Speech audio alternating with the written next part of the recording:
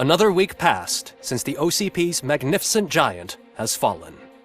OCP's new CEO assured us that the destruction of its headquarters will not stand in the way of finishing Delta City. Japanese corporation Kanemitsu has already shown interest in OCP's most prominent project. We at Media Break welcome them with open arms. Delta City, yokoso! From the City of Wonders, we're back to Detroit. The city's debt has reached a new peak. Re-elected Mayor Cusack, asked about his plans for reform, said he had other plans instead. OCP is the weakest it's ever been. We'll sue them even if we need a Japanese lawyer, he assures us. Now it's time to introduce a new segment, You the Detroiters, where we share feel-good stories from our local communities.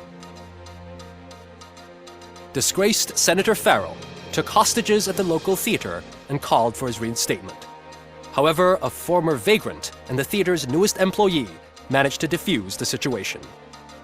When asked why he decided to risk his life, Pickles, a European cinema connoisseur, said that it was simply disrespectful to interrupt the screening.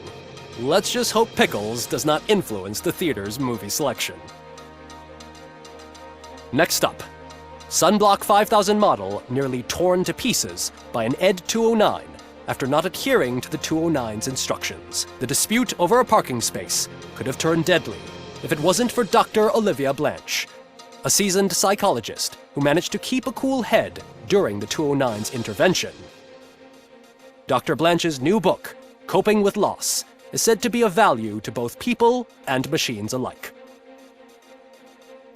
A defamed reporter funded by terrorists. After trying to illegally broadcast a hit piece aimed at OCP, Samantha Ortiz has been spotted collaborating with a terrorist group led by a woman known in the underworld as Bertha. OCP denied. We're sorry for the disturbance. Fortunately, this time it was a minor one. Let's move on.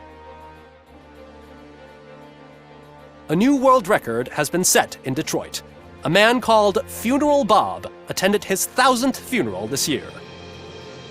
The record-breaking funeral belonged to Max Becker, a former OCP executive. As it turned out, Bob was its only attendee.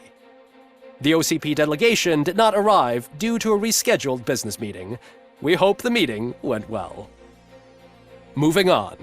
The owner of a local restaurant, Onion Baji, in cahoots with a ring of zoo thieves. The restaurant was proved to source the ingredients through crime. The arrest was made by a rookie neighborhood cop, Ulysses Washington, and according to his statement, it wasn't the first animal he had saved. One question still remains unanswered. What happens to Robocop's human status? Mayor Cusack distances himself from Robocop and leaves no doubt that he will not be advocating for granting him human rights.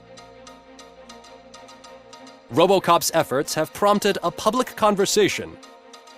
I hope OCP doesn't take him off the street. Who will protect us then? Ah! It's Robocop! Robo, I love you! Reaper, skeleton speaker, pure pandemonium. To many more years on the force, Robocop. It's been a busy time for Detroit, but the cloud that lowers over the city is lifting as police end their strike. We're ready to serve, said Officer Ann Lewis, who returned to duty despite her recent injury. What heroism. Detroit can sleep soundly tonight.